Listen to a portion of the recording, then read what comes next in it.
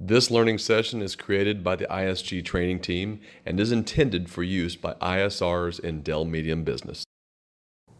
Today we're going to talk about RAID, but what exactly is RAID?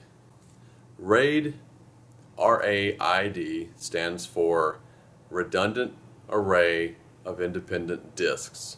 Some say drives. Either way, RAID provides us with redundancy inside a single server or storage array. Data that is written is usually written more than once across the drives, typically in a parity stripe or as a mirror.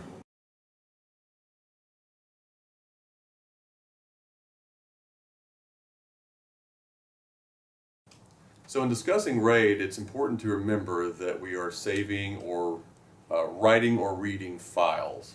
Now a file could be any one of these or many other formats. But basically a file is going to be written to a drive or to a set of physical drives. Now as the user, we only see one of these. These are some examples, some possible examples that we could see, maybe the C drive or the D drive.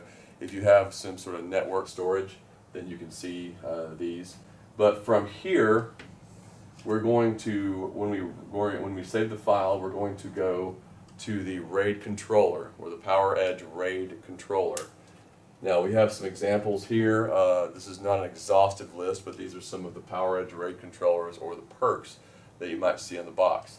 From here, this device knows to save it under a certain RAID policy, which could be, for this video, either RAID 0, 1, could be RAID 10, which is similar to RAID 1, it could be RAID 5, or RAID 6. So let's talk a little bit more about what we need to know about those forms of RAID. So now we've talked a little bit about how a file is stored through the PERC onto the drives. The PERC sets the RAID policy, so let's talk about these RAID policies. So there's a couple things to know. These two pieces of information are pretty similar, though they're a little different, but the desired capacity plus drives is very similar to the number of drives that a RAID set can lose. You'll notice some patterns as we go through this. So with RAID 0, the desired capacity plus 0 drives, really the question is how many drives do we add? And the answer is 0. In RAID 0, we're going to add 0 drives. In a RAID 1, desired capacity, if we want a terabyte, we simply add another 1 terabyte drive. So our addition in this case is a single drive. With RAID 10, we're going to use desired capacity and we're going to double the number of drives. With RAID 5, we'll take our desired capacity and we add a single drive in RAID 5. And with RAID 6, very similar to RAID 5, except that we are going to add a pair of drives in that case. So RAID 6 will always add 2 drives. Now, how many drives can we lose and still have data? Okay. Without data loss, with RAID 0, we cannot lose any drives. So I'm going to put a big 0 right there. With RAID 1, we can lose a single drive and still have all of our data intact. Now we need to reorder pretty quickly and get a new one in there, but we can lose 1 drive. With RAID 10, we can lose up to half the drives. Now this requires a little more of a discussion, and we can get into that in the second video. But in theory, you can lose up to half. Sometimes people say, well, I can lose 2 drives in a RAID 10. We got to lose the right 2 drives if we're going to do that. But up to half of your RAID set. If this is the case, you're probably very lucky. But we'll get into that a little bit more in the next video. With RAID 5, remember we added a 1 here. We can actually lose a single drive and still have our data intact. And with RAID 6, we can lose, guess how many?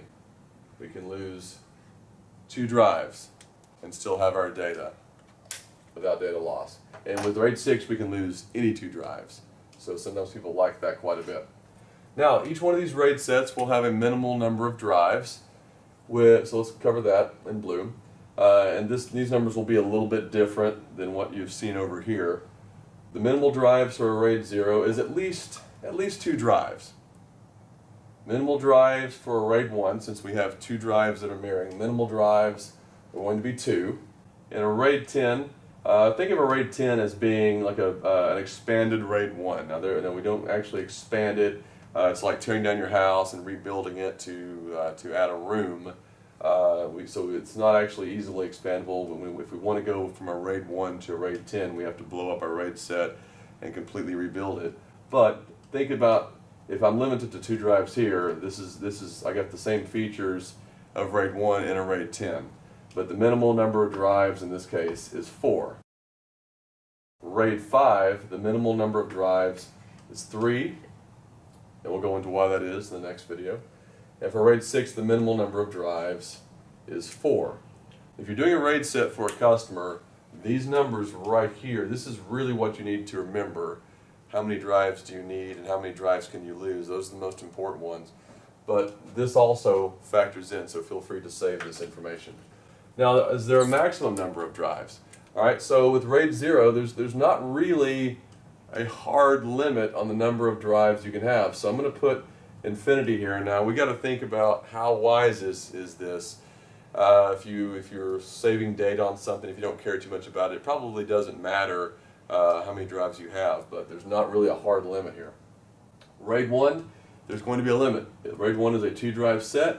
It's minimal 2 drives, it's maximum 2 drives. RAID 1 is really only ever going to be, for what you're doing, 2 drives.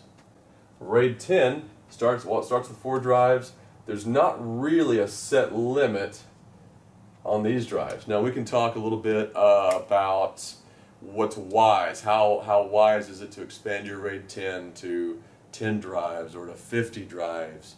If you can think of an example, the Grand Canyon. There's a glass bridge that goes out on the Grand Canyon.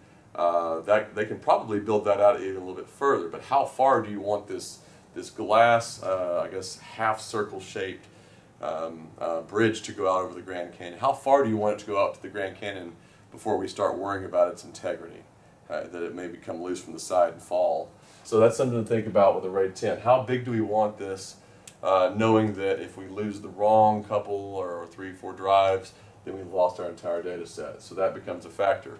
That same factor about how big do we want to build it, how far over the Grand Canyon do we want to build this, how big do we want to make this RAID set, also factors in with RAID 5 and RAID 6. There's not really a hard limit to those. My recommendation is typically probably no more than about 8 or 10 drives in each one of these 3 instances. Can a customer do more? Absolutely. But it's just something we want to think about as far as good recommendations.